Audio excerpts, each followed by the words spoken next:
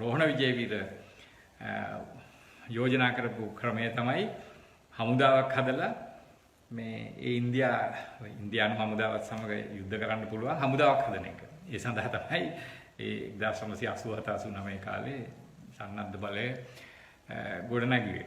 ඉතින් මේක මම හිතන්නේ මේක ඊටාම මේ මුග්ධ දේශපාලන අදහසක් බව දේශපාලනයේ අයන්න තේරෙන පමණක් නෙමෙයි සාමාන්‍ය සිහි බුද්ධිය තියෙන කෙනෙකුට උනත් තේරෙනවා මේක ඇවිල්ලා ප්‍රායෝගික දේශපාලන උපායමාර්ගයක් නෙමෙයි කියලා. ඒ කාලේ වීරත්වයන් ඒ කාලේ මේ දිවිපුදුපුවා ගැන ඔය කතන්දර කියනවා. අත් වශයෙන්ම කියනවා නම් අය දිවිපුදුවේ ඇත්තට මේ අය දිවිපුදුවේ මේ ඉන්දියාවට විරුද්ධව නෙමෙයි. ඒගොල්ලෝ දිවිපුදුවේ රාජ්‍ය බලය ගන්න සටන් කළානේ. ඒක ඇවිල්ලා සාමාන්‍යයෙන් දේශපාලනය ගැන අවබෝධයක් තියෙන කෙනෙක් දන්නවා ඒ කාලේ මේ සන්නද්ධ නැගිටීම සංවිධානය කරේ ඉන්දියන් හමුදාවත් එක්ක ගහගන්න නෙමෙයි. ඉන්දියන් හමුදාවත් එක්ක ගහගන්න මෙහෙම කැලේ ඉඳලා හමුදාවක් හදනවා කියන එක මේ ලේසි දෙයක් දැන් නෙමෙයිනේ.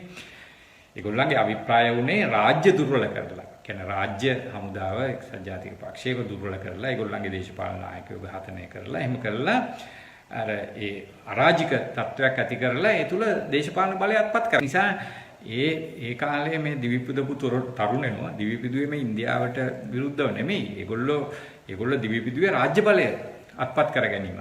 ඒගොල්ලෝ විප්ලවය කියලා අදහස් කරේ ඒකට.